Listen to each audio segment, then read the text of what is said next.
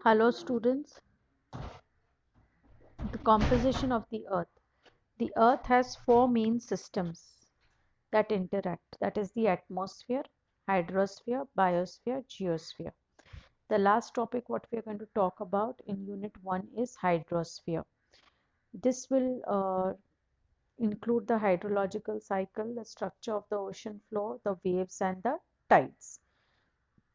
Let's begin with understanding what basically hydrosphere means. The hydrosphere is water earth. Now, hydrosphere is associated with water in the liquid state, which covers about 71% of the Earth's surface. Most liquid water is found in the oceans. Our hydrosphere gives Earth a distinct appearance as a blue marble and separates us from other planets in the solar system. Only a small portion of the Earth's water is fresh water found in rivers, lakes, and groundwater.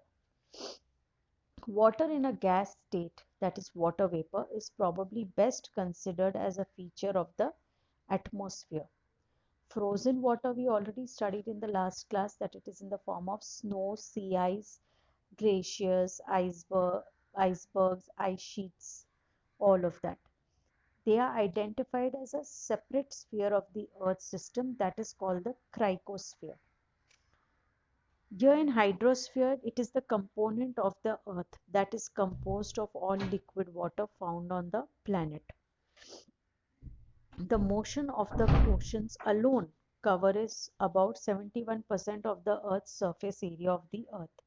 The motion of the hydrosphere and the exchange of water between the hydrosphere and cryosphere is the basis of the hydraulic cycle. Hydraulic cycle we'll be studying in the next slides.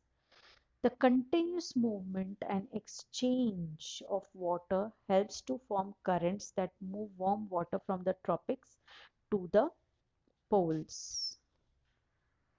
The exchanging of water is thus a vital part of the hydrosphere.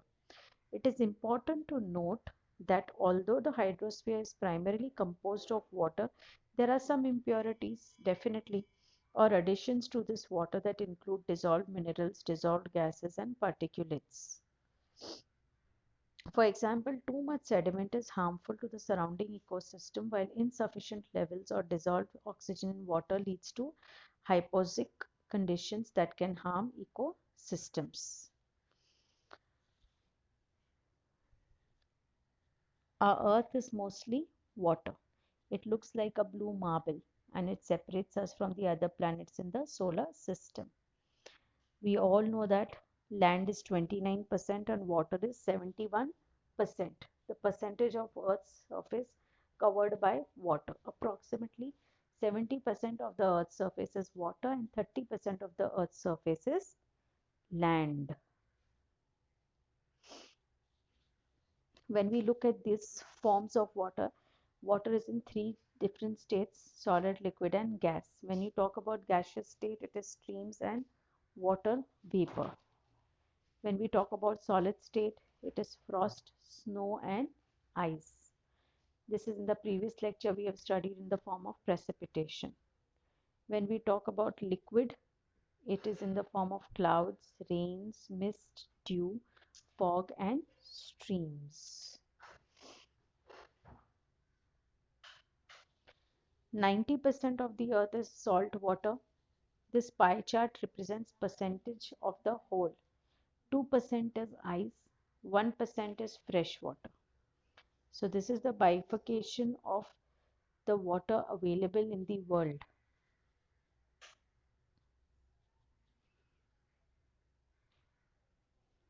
Look at this cycle: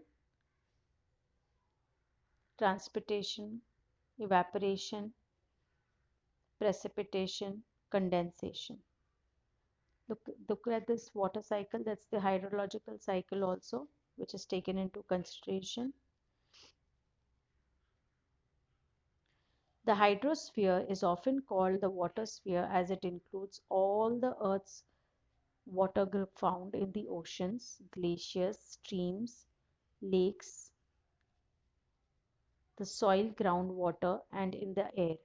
The hydrosphere interacts with and is influenced by all the other spheres. The water of the hydrosphere is distributed among several different stores found in the other spheres. Water is held in oceans, lakes, and streams at the surface of the earth. Water is found in vapor, liquid, and solid states in the atmosphere.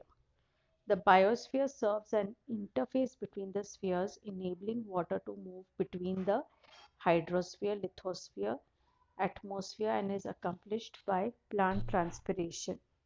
The hydrologic cycle traces the movements of water and energy between these various stores and spheres. Now, when we talk about the meaning of hydrosphere, to sum it up, it is the total amount of water on a planet. It includes the water that is on the surface of the planet, underground, and in the air. And a planet's hydrosphere can be liquid, water, or ice. On Earth, liquid water exists on the surface in the form of oceans, lakes, and rivers. It also exists below ground as groundwater in wells and aquifers. Water vapor is mostly visible as clouds and fog. The frozen part of Earth's hydrosphere is made up of ice, glaciers, ice caps, and icebergs. When we talk about the components of hydrosphere, what are the components of hydrosphere? Any water storage area on the earth that holds liquid water is considered to be a part of hydrosphere. These includes oceans. Most of the water we know on the planet Earth is salt water, as I showed you, and the vast majority of the salt water is held in the oceans. Fresh water is much less abundant than salt water and is held in a variety of different places. Then coming to surface water, there are there are five components of hydrosphere: oceans, fresh water, surface water, groundwater, and glacial water. So the surface water is what? The surface sources of fresh water include lakes, rivers, and streams. Groundwater, fresh water held beneath ground, makes up a small portion of the fresh water on Earth. Glacial water, water that melts off the glaciers. Now, what is the importance of hydrosphere? Hydrosphere plays a very integral role in the survival of all life forms. There are some significant functions on Earth.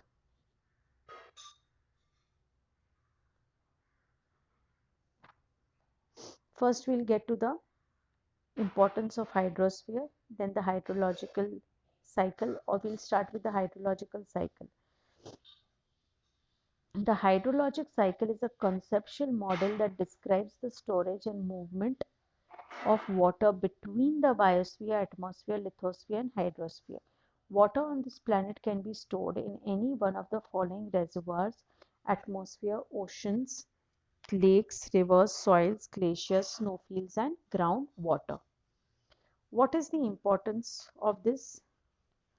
Now, before we go to the importance, we will see this.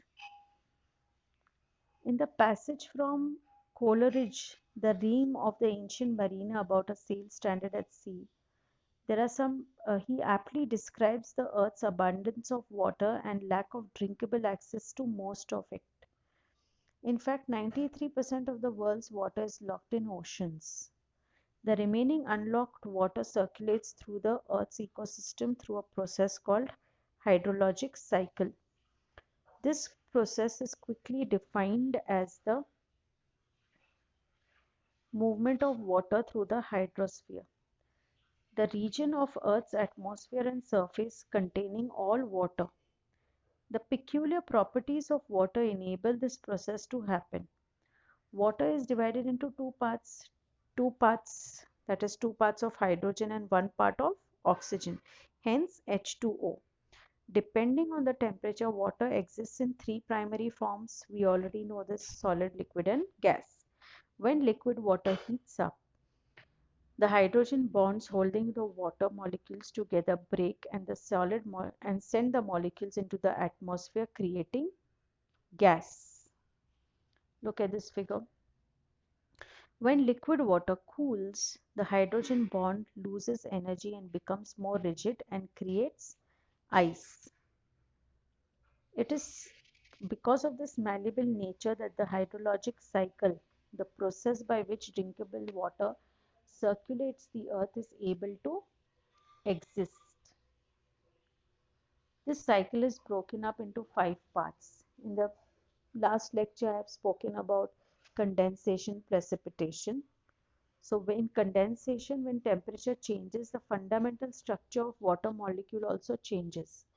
When gaseous molecules in the atmosphere lose energy, thanks to the cooling temperature, change has to happen. So condensation occurs.